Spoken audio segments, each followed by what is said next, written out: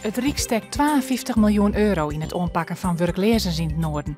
Vooral voor jongeren in de techniek en de zorg. Daarvoor zullen dan oudere werknemers dagen inleveren moeten. Het geld is het gevolg van een lobby van noordelijke burgemeesters. Ziekenhuis MCL in Ljouwen doet mij aan een proef met een chip op medicijnverpakkings. Als net broekte medicijn nog in de verpakking waarom komen bij de apotheek, wordt via de chip zien dat de medicijn op een nij broekt worden kennen. Ze kunnen een soort geld besparen worden op dure medicijn voor reuma of kanker. De gemeente Ljouwen wil weten wat het Pinkstermanje krijgt badden bij de welkoop. Leden van motorclub No Surrender samelen haar demois voor een tocht door de provincie. De directie die de winkel dicht. Nevens No Surrender zullen er afspraken wezen met de lokale oerhiet en de winkel.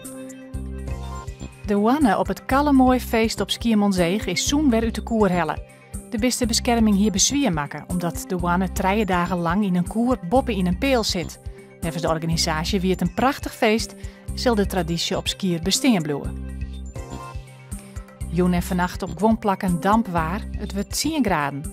Morgen zinneskien, een zwakke noordwestenwind en 21 graden.